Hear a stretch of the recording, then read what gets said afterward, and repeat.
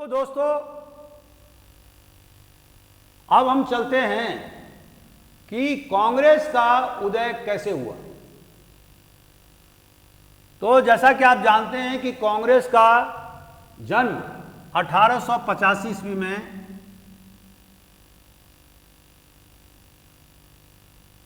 A.O..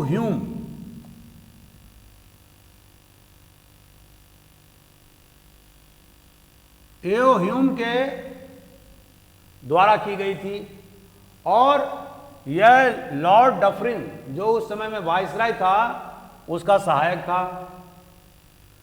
इसने 1885 ईस्वी में कांग्रेस की स्थापना बॉम्बे में की थी, जिसको आजकल मुंबई कहा जाता है।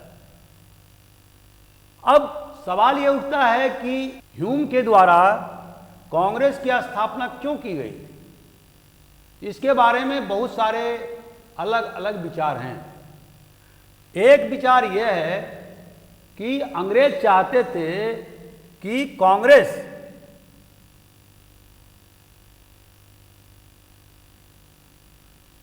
सेफ्टी वॉल्व के रूप में काम करे।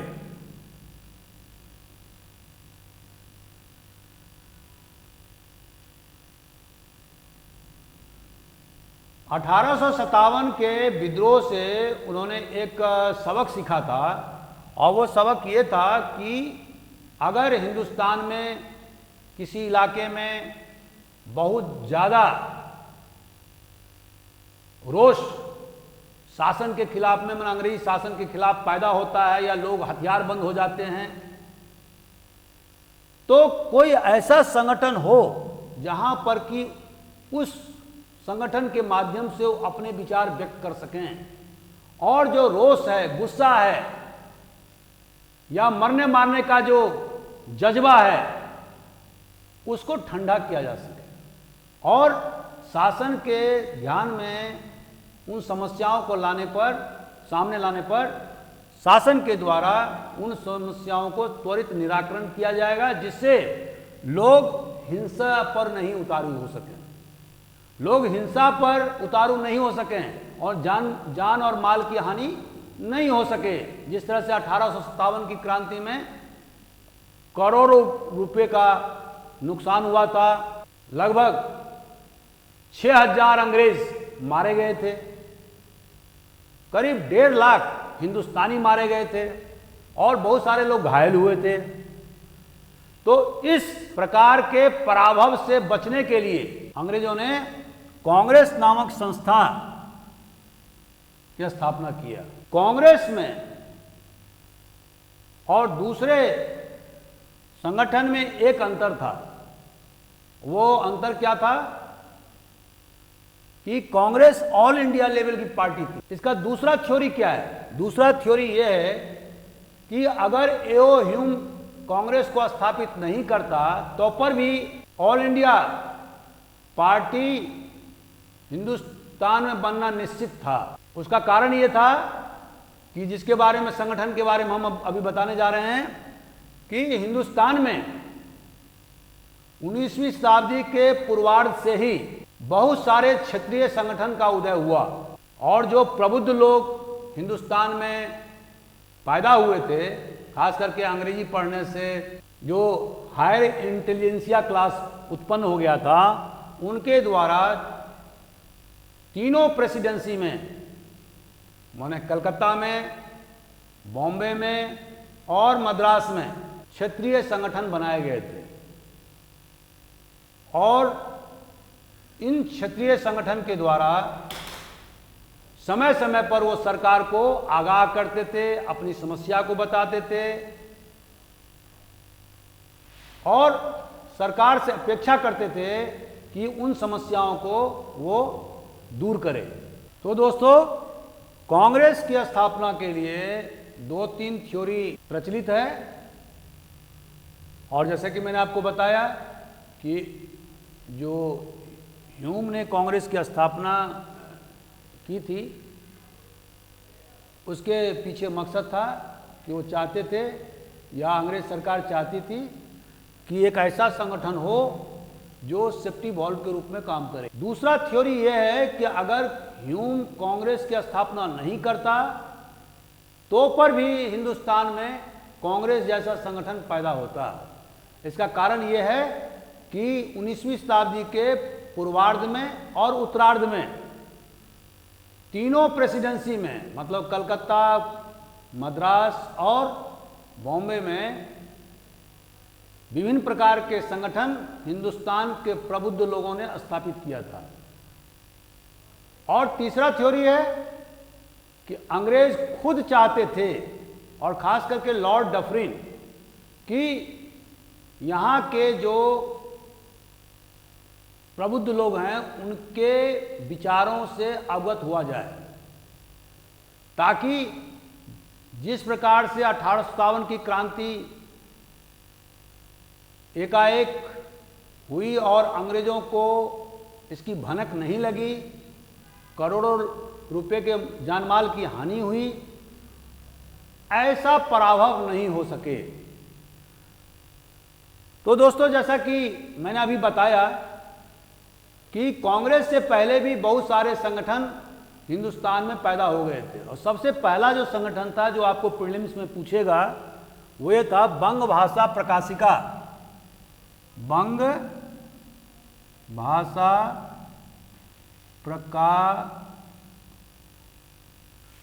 प्रकाशिका सभा, ये बंगाल में इसका संगठन किया गया था। ये 1836 में हुआ था। इसके बाद में लैंड होल्डर्स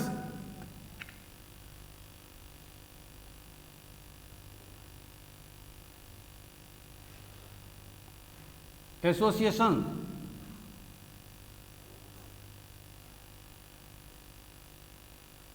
ये बनाया गया था 1837 में।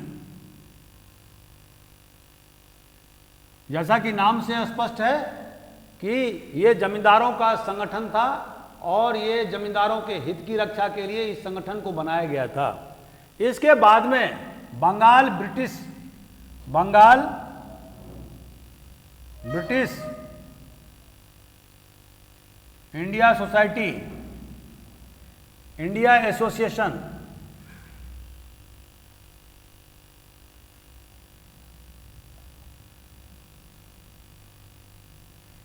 (1843) में इसको स्थापित किया गया था।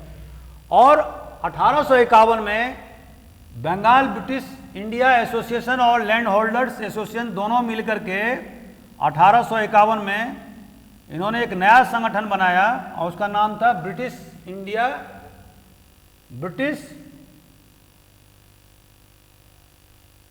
Indian association. ये सभी कलकत्ता में बने थे। इसके बाद इंडिया लीग नामक संस्था को शिशिर घोष ने स्थापित किया था, और ये स्थापित हुआ था 1875 में, इंडिया लीग।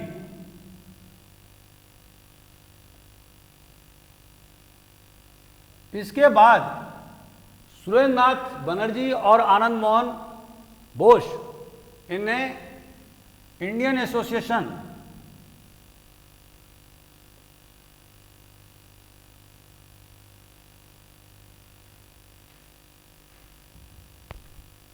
(1876) में इसका गठन किया गया था। सुरेंद्रनाथ एस.एन. बनर्जी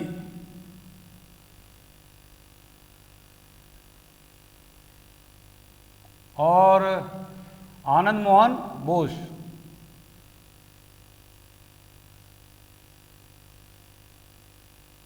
इनके द्वारा कलकत्ता में इंडियन एसोसिएशन नाम की संस्था 1876 में गठित किया गया था। बॉम्बे में भी विभिन्न प्रकार के संगठन प्रबुद्ध वर्गों के द्वारा स्थापित किए थे, जिसमें कि बॉम्बे प्रेसिडेंसी एसोसिएशन 1885 में फिरोज मेहता द्वारा संगठित किया गया था।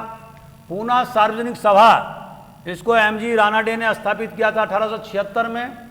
और मद्रास में मद्रास महाजन सभा, इसको वीर राघवाचार्यार और जी सुब्रमण्य अय्यर ने 1884 में स्थापित किया था। तो दोस्तों, जैसा कि हम जानते हैं कि कांग्रेस के स्थापना से पूर्व तीनों प्रेसिडेंसी में विभिन्न प्रकार के एसोसिएशन गठित किए गए थे, जो क्षेत्रीय मुद्दों को अंग्रेज के सामने में उठाते थे और उसके समाधान की प्रयास करते थे। शांतिपूर्ण ढंग से, अहिंसक तरीके से अंग्रेज सरकार को संतुष्ट करने का प्रयास करते थे। लेकिन ऑल इंडिया लेवल की पार्टी अभी तक नहीं बनी थी, और ये पार्टी बनी 1885 में, और इसके संस्थापक थे A.O. ह्यूम, और सबसे पहला जो इसका प्रेसिडेंट था वो था W.C. बनर्जी।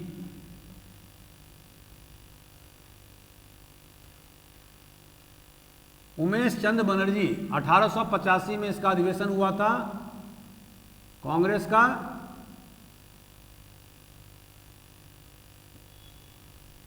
अब दोस्तों, सवाल यह उठता है कि कांग्रेस का उद्देश्य क्या था। तो सबसे पहला जो उद्देश्य था वो था कंसोलिडेशन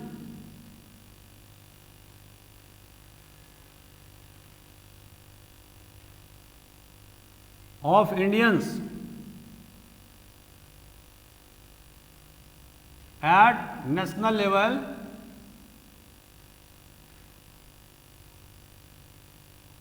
transcending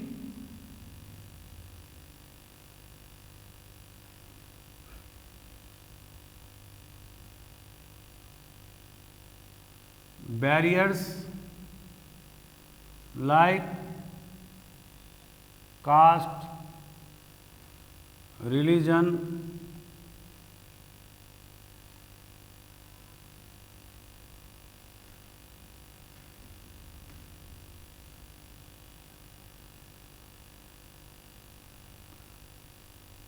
तो कांग्रेस संगठन का पहला जो उद्देश्य था वो था हिंदुस्तानियों को राष्ट्र के स्तर पर, इन्होंने हिंदुस्तान के स्तर पर मजबूती प्रदान करना, और यह मजबूती धर्म, जाति या क्षेत्र या लिंग जो भेद हैं उनसे ऊपर उठ करके हिंदुस्तानियों को हिंदुस्तान के बारे में सोचने के लिए प्रेरित करना। दूसरा जो इंपॉर्टेंट पॉइंट था, दूसरा इंपॉर्टेंट जो महत्वपूर्ण बिंदु था वो था कि जनमत तैयार करना। जनमत तैयार करना।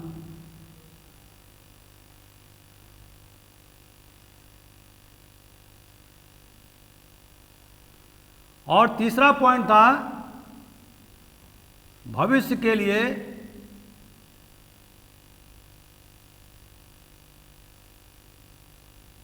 एक्शन प्लान तैयार करना।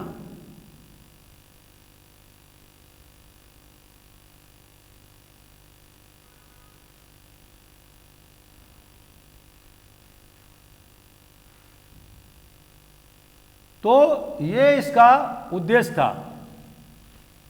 सबसे पहला जो अधिवेशन हुआ था वो हुआ था ठाकुरदास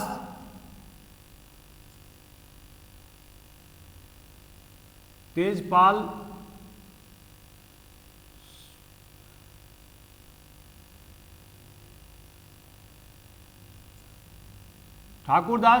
संस्कृत कॉलेज बॉम्बे में इसका पहला अधिवेशन 31 दिसंबर को 1885 में हुआ था, और इसके पहले प्रेसिडेंट उमेश चंद बनर्जी थे। इसका जो प्रस्ताव पारित किया गया वो था कि इंडियनाइजेशन, माने हिंदुस्तान में जो आईसीएस की भर्ती होती है, जो यहाँ पर आईसीएस काम करते हैं, उसमें आईसीएस कैडर में भारतीयकरण होना चाहिए। आईसीएस कैडर में भारतीयकरण, इंडियनाइजेशन ये पहला उद्देश्य था। दूसरा था कि साम्राज्यवाद हितों की रक्षा के लिए ब्रिटिश सरकार अक्सर कभी अफगानिस्तान में, कभी बर्मा में, कभी एशिया के दूसरे देशों में युद्ध लड़ती है और सारे खर्चे हिंदुस्तान की सरकार उठाती है। तो उन्होंने जो प्रस्ताव पारित किया वो था कि जैसे उस समय में बर्मा में लड़ाई चल रहा था और अंग्रेजी फौज बर्मा, अपर बर्मा को मिलाने की कोशिश कर रही थी। लोअर बर्मा तो पहले ही वो मिला चुके थे। तो उन्होंने इसके विरोध में प्रस्ताव पारित किया कि जो अपर बर्मा में जो अंग्रेजी सरकार जो अभी युद्ध लड़ रही है और उसको मिलाने की कोशिश कर रही है, वो उसे बंद किया जाए। और तीसरा पॉइंट था कि लेजिस्लेटिव काउंसिल में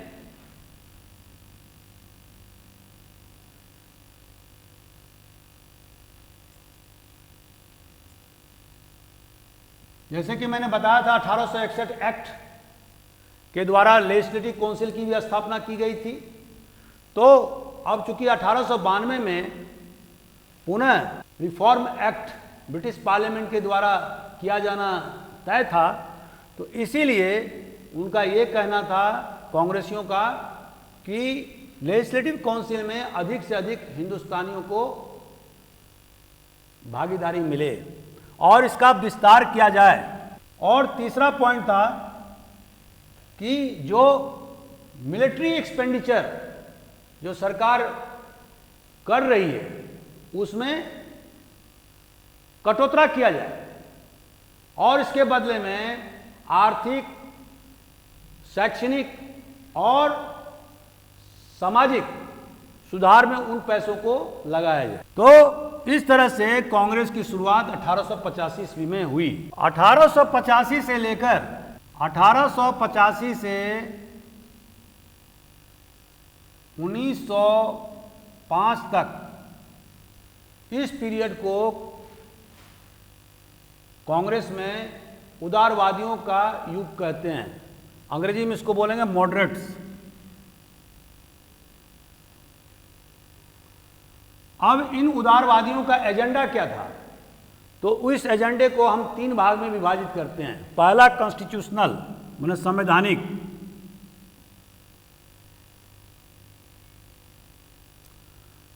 संवैधानिक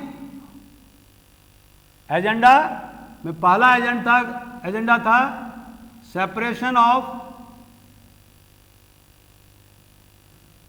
जुडिशरी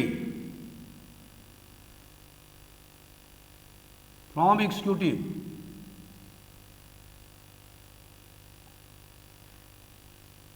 माने कार्यपालिका को न्यायपालिका से अलग करना, ताकि जो कार्यपालिका अपनी मनमानी पर उतर जाती है, किसी को भी बिना कारण के अरेस्ट कर लेती है, तो अगर एग्जीक्यूटिव माने कार्यपालिका और न्यायपालिका दोनों अलग अलग हो जाएंगे तो उससे जो कार्यपालिका का जो निरंकुश शासन है उस पर कुछ लगाम लग सकेगा। ये पहला उनका बिंदु था। दूसरा था कि जैसा कि मैंने आपको बताया था कि लेजिस्लेटिव काउंसिल में हिंदुस्तानियों की संख्या बढ़ाई जाए और नॉमिनेशन माने नामांकन के अपेक्षाकृत चुनाव के माध्यम से लेजिस्लेटिव काउंसिल के मेंबर का चयन हो। दूसरा पॉइंट ये था। और तीसरा कि जो जैसे कि आप जानते हैं कि उस जमाने में जो कलेक्टर होता था उसके पास में जुडिशियल पावर भी होता था और एग्जीक्यूटिव पावर तो उसके पास था ही। तो कांग्रेसियों का पहला जो फोकस था वो था कि जुडिशरी और एग्जीक्यूटिव दोनों को अलग अलग किया जाए। और इसी कारण से आप देखते हैं कि जब भारत का संविधान बना तो नीति निर्देशक तत्व में ये एक इम्पॉर्टेंट पॉइंट है कि कार्यपालिका को न्यायपालिका से अलग किया जाए और इसके लिए सरकार ने कार्रवाई भी किया। और 1973 में नए सीआरपीसी हिंदुस्तान की सरकार ने बनाया, पार्लियामेंट से पास कराया, और आज की स्थिति में न्यायपालिका और कार्यपालिका तहसील स्तर पर अलग अलग है। लेकिन उस जमाने में ये बात नहीं थी, इसीलिए कांग्रेसियों का फोकस कार्यपालिका और न्यायपालिका में अलग अलग करने के लिए उनके एजेंडा में शामिल था। एक पॉइंट और है, और वो यह है कि जैसे कि मैंने बताया था कि 1858 एक्ट के तहत में secretary of state for India, उसके साथ में 15 मेंबर के काउंसिल भी बनाए गए थे, जो secretary of state for India को सलाह मशविरा और खास करके फिनेंशियल मैटर्स में, वित्तीय मामले में उनके सलाहकार थे। और इनके जो तनख्वाह या जिसको सैलरी बोलेंगे अंग्रेजी में, सैलरी या पेंशन या भारी भरकम जो अमला इंडिया हाउस में सेक्रेटरी ऑफ स्टेट ने रखा था, उन पर जो खर्चे होते थे उसको भारत सरकार वहन करती थी। तो उदारवादियों का एक महत्वपूर्ण एजेंडा ये भी था कि इस काउंसिल की कोई ज़रूरत नहीं, इसको ख़त्म कर दिया जाए ताकि इस पर जो खर्चे हो रहे हैं उसको कम किया जा सके। अब दूसरा एजेंडा क्या था? Socio economic reforms.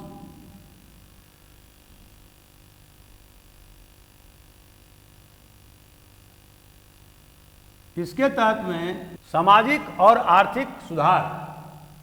तो सबसे पहला जो उनका उदारवादियों का एजेंडा था वो ये था कि देश में औद्योगिकरण को बढ़ावा दिया जाए।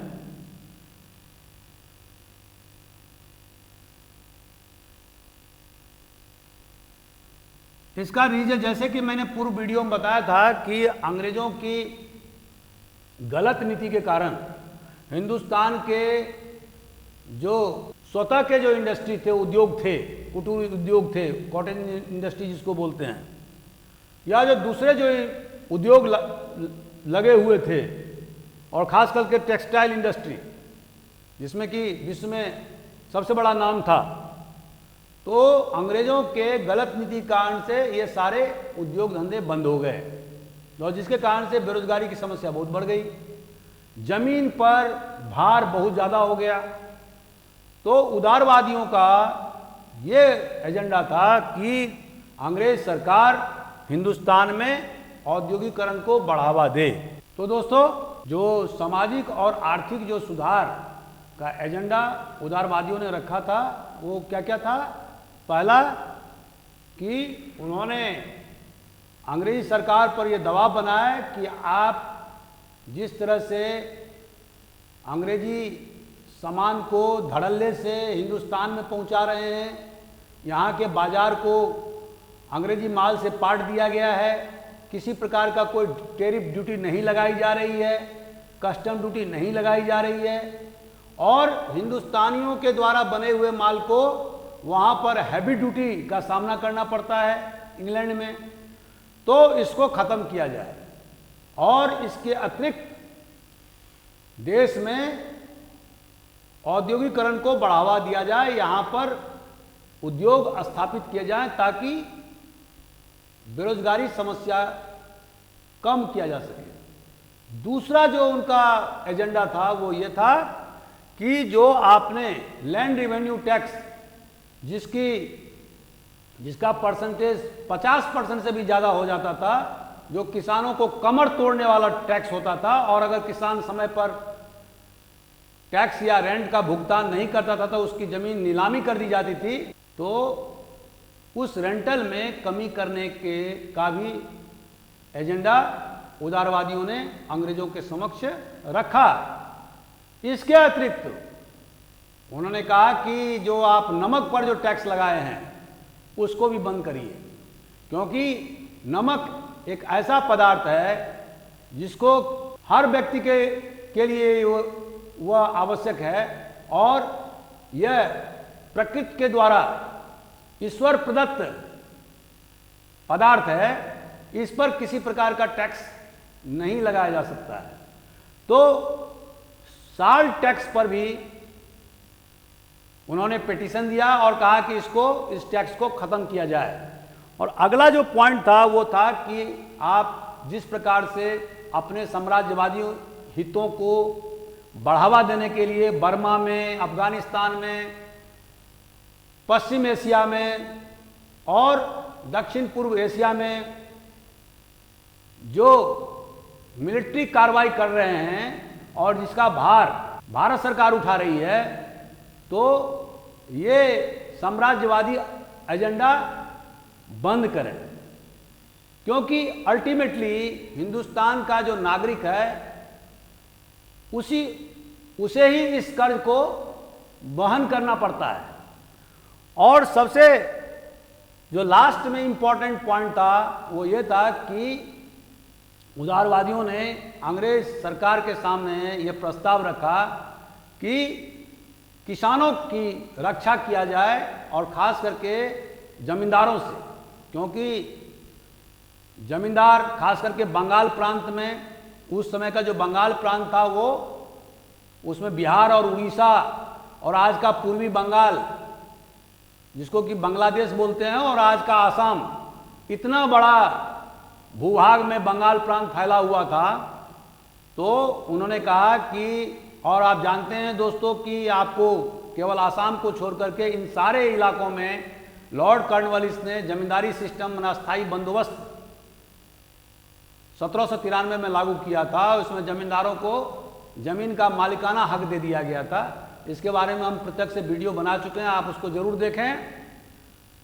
तो कांग्रेसियों ने अंग्रेज सरकार पर यह दबाव डाला कि जिस तरह से जमींदार लोग किसानों के शोषण कर रहे हैं, समय पर अगर भुगतान नहीं होता है तो उनके जमीन को नीलाम कर दी जाती है और किसान भूमिहीन हो जाता है, कर्ज में डूबा हुआ है, तो उसको मतलब जमींदारों पर भी लगाम कसें ताकि किसानों को सुविधा हासिल हो सके और किसान खुशहाली का जीवन व्यतीत कर सकें। इसके अतिरिक्त उन्होंने प्रशासन के क्षेत्र में भी कुछ इंपॉर्टेंट या महत्वपूर्ण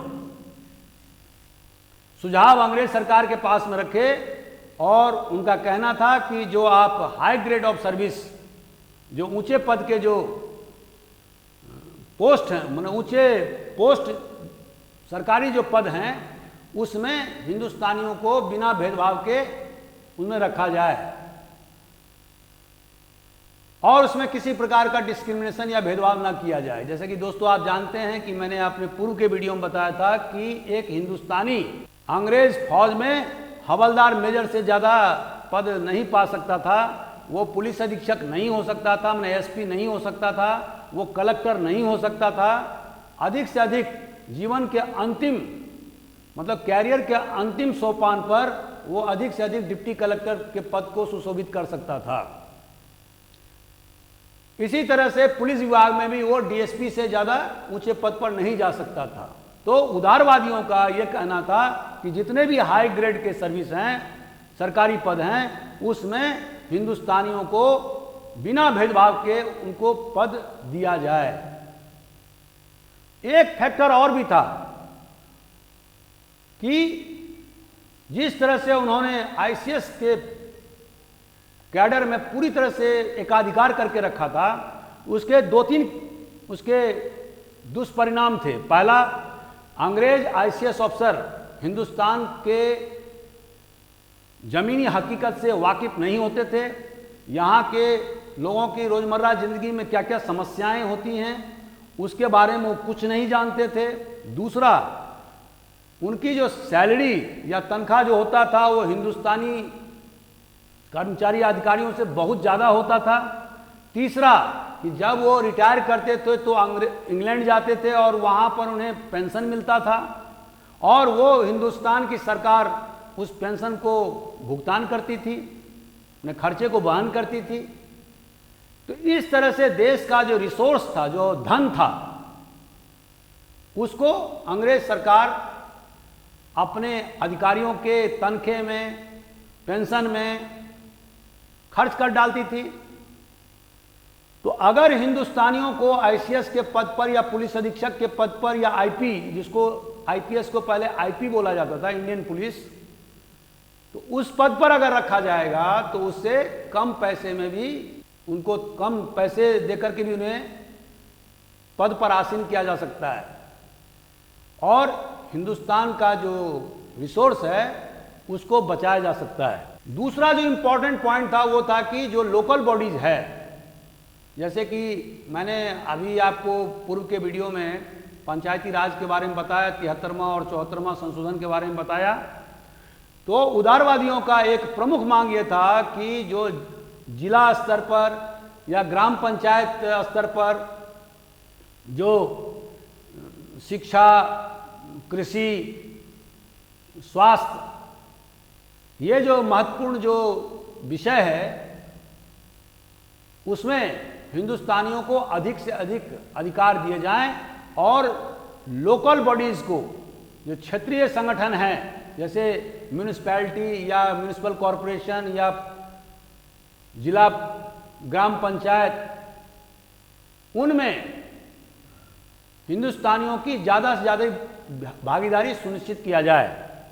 और इसके अतिरिक्त उन्होंने स्वास्थ्य में, शिक्षा में और जो मेडिकल सुविधाएं हैं उसके भी विस्तार करने की योजना अंग्रेज सरकार के पास में रखी, क्योंकि उस जमाने में हिंदुस्तानियों की हालत बद से बदतर होती जा रही थी।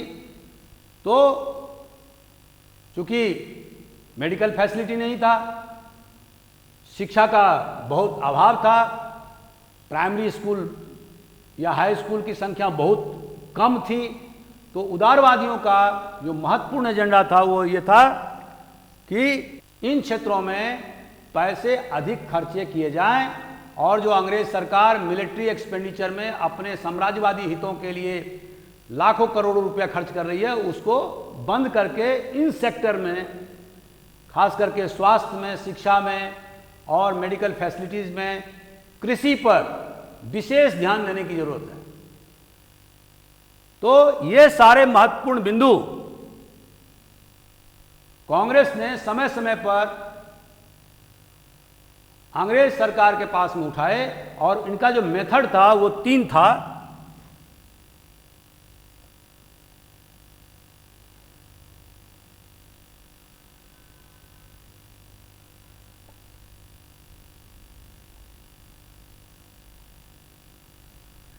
प्रेयर्स, पिटिशंस और प्रोटेस्ट। उदारवादियों ने कोई हिंसक नीति नहीं अपनाया।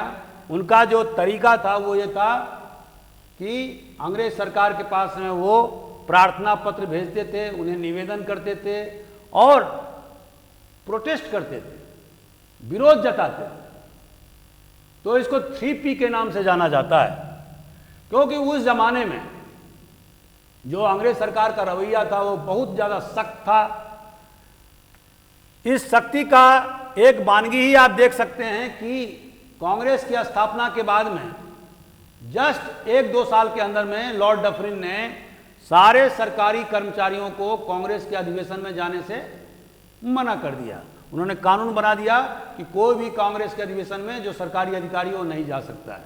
दूसरा, उन्होंने अंग्रेज सरकार ने देखा कि धीरे धीरे कांग्रेस की जो लोकप्रियता है वो बढ़ती जा रही है। हालांकि जो उस समय में जो क्लास स्ट्रक्चर था कांग्रेस का वो अपर मिडिल क्लास का स्ट्रक्चर था। अभी मिडिल क्लास और लोअर मिडिल क्लास और मासेस से कांग्रेस का कोई लेना देना नहीं था। वो प्रबुद्ध वर्गों का एक संगठन था जो साल में 3 दिन के लिए इकट्ठा होते थे और प्रस्ताव पास करते थे सरकार के खिलाफ।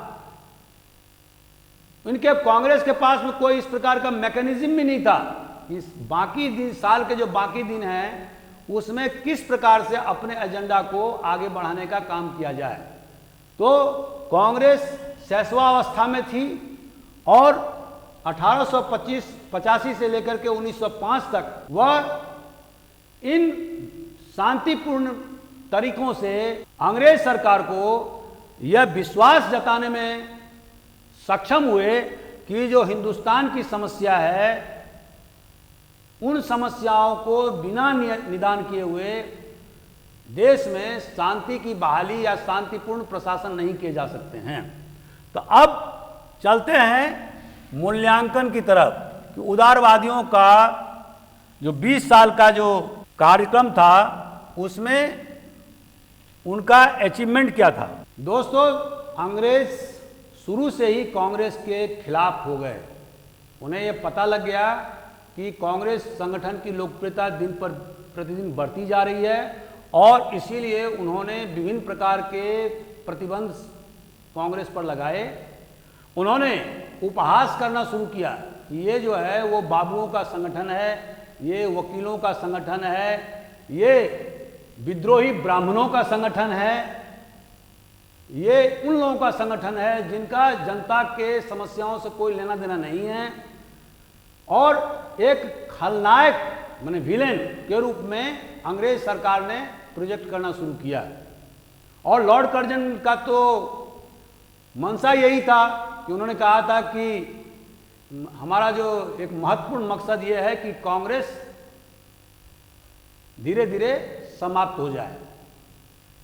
तो इस तरह से दोस्तों आप समझ सकते हैं कि कांग्रेस, हालांकि शुरू में तो उन्होंने सोचा कि एक ऑल इंडिया संगठन होगा जिसमें जो सेफ्टी वॉल्व के रूप में काम करेगा, लेकिन यह दांव जस्ट उल्टा पड़ गया। अब कांग्रेस डिमांडिंग हो गई, जो जनता की समस्याओं को अंग्रेज सरकार के पास में रखती गई, जिसके बारे में मैंने आपको बताया। तो सवाल यह उठता है कि इस 20 साल के दरमियान में कांग्रेस ने क्या खोजा, क्या पाया। तो सबसे जो इंपॉर्टेंट जो उनका कंट्रीब्यूशन है वो ये है कि उन्होंने ड्रेन थ्योरी के माध्यम से ब्रिटिश सरकार के जो मोरल फाउंडेशन था, जो नैतिक आधार था, उसको उन्होंने ध्वस्त कर दिया। और उदारवादियों ने ये विभिन्न स्टैटिस्टिकल डाटा विभिन्न स्रोतों से इकट्ठा कर करके रिसर्च पेपर तैयार करके उन्होंने सिद्ध किया कि किस तरह से अंग्रेज सरकार हिंदुस्तान के बहुमूल्य और अकूत संपत्ति को हिंदुस्तान से ब्रिटेन ले जा रहा है। और इसके लिए वहां के ब्रिटेन के नागरिकों और वहां के सांसदों को भी उदारवादियों ने वहां पर जाकर के उनको समझाया बुझाया कि ब्रिटेन का जो शासन हिंदुस्तान पर चल रहा है वो हिंदुस्तानियों के हित में नहीं है। ये सबसे बड़ा कंट्रीब्यूशन है उदारवादियों का इस 20 साल के कार्यक्रम के दौरान। दूसरा इंपॉर्टेंट जो उनका अचीवमेंट है वो ये है कि उन्होंने जनता को जागृत किया और उन्हें एक हिंदुस्तान एक राष्ट्र के रूप में सोचने के लिए विवश किया। इसके पहले दोस्तों, जैसे कि मैंने आपको बताया था 1857 की क्रांति के समय में हिंदुस्तान के अधिकांश लोग हिंदुस्तान के बारे में नहीं सोचते थे, वो अपने क्षेत्र के बारे में सोचते थे, वो अपने लोकल तालुकेदार के बारे में सोचते थे, जमींदार के बारे में सोचते थे, अपने राजा के बारे में सोचते थे, लेकिन कोई हिंदुस्तान के बारे में नहीं सोचता था। तो इस 20 साल के कार्यक्रम के दौरान उदारवादियों की सबसे बड़ी जीत ये हुई कि उन्होंने पब्लिक ओपिनियन मतलब जनमत को हिंदुस्तान के बारे में सोचने के लिए विवश कर दिया। और जहां पर जाति, धर्म, संप्रदाय, गोत्र, वंशवाद, क्षेत्रवाद, इन सब जो रुकावटें थी, जो बैरियर्स थी, उनसे ऊपर उठ करके लोगों ने हिंदुस्तान के बारे में सोचना शुरू किया और उनमें एंटी ब्रिटिश फीलिंग माने अंग्रेज सरकार के खिलाफ में एक विरोध की भावना उत्पन्न हुई और वो समझ गए कि ये जो अंग्रेज सरकार है वो हिंदुस्तानियों के हित रक्षक नहीं है, बल्कि वो उसके हित को वो अपने हित के लिए काम कर रहा है। और जब तक अंग्रेज सरकार यहाँ हिंदुस्तान में मौजूद है तब तक हिंदुस्तानियों की तरक्की संभव नहीं है। तो ये सबसे बड़ा इंपॉर्टेंट पॉइंट है। इसका माइनस पॉइंट क्या रहा? तो दोस्तों, जैसा कि अंग्रेजों ने नीति अपनाया डिवाइड एंड रूल का,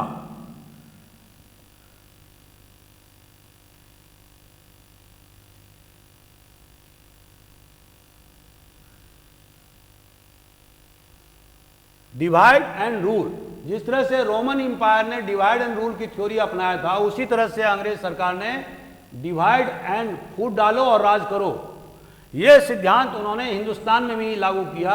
और उन्होंने जब देखा 1892 ईस्वी के बाद से, जब उन्होंने देखा कि कांग्रेस के कैडर में वृद्धि हो रही है, उसकी लोकप्रियता का ग्राफ बढ़ते जा रहा है, तो उन्होंने एक नया चाल खेला, उसका नाम था फूट डालो राज करो। और इसके तहत में उन्होंने अलीगढ़ मुस्लिम स्कूल, जिसके बारे में हम बता चुके हैं आपको अभी, तो उन्होंने मुसलमानों को उकसाया। और सर सैयद अहमद खान ने तो यहाँ तक कह दिया कि मुसलमान लोग कांग्रेस में शामिल नहीं हो तो बेहतर होगा। हालांकि बहुत सारे मुसलमान शामिल हुए 1885 के प्रथम अधिवेशन में, लेकिन लब्बो लुबाब ये रहा कि अधिकांश मुसलमान कांग्रेस से दूरी बना लिया। और ये दूरी कैसे बनाया? अंग्रेज सरकार के प्रोवोकेशन पर, उसके इशारों पर। और इसी कारण से 1906 में अंग्रेजों के सह देने से, उसके इशारों पर ढाका के नवाब ने 1906 में मुस्लिम लीग की स्थापना किया था।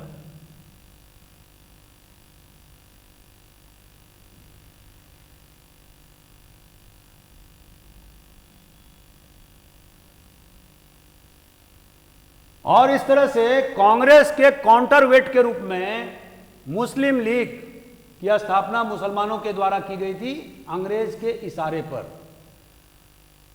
तो उदारवादियों का एक जो माइनस पॉइंट ये रहा कि वो अधिकांश मुसलमानों को, या मेजोरिटी जो मुसलमान था, मतलब मुसलमानों के बहुमत को अपने तरफ लाने में सफल नहीं हो पाए।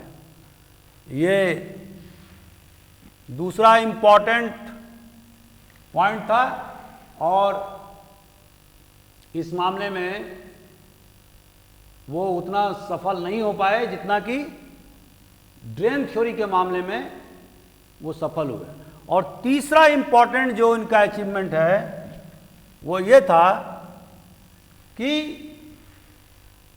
जिसको अचीवमेंट हम नहीं कहेंगे, कि जिसको हम कमी कहेंगे, और वो कमी था कि उदारवादियों के लाख प्रयास करने के बाद भी वो हिंदुस्तान के जनमानस, लोअर मिडिल क्लास और मासेस तक नहीं पहुंच पाए, क्योंकि उनका जो मेथड था वो बहुत ही सॉफ्ट था, बहुत सिंपल था।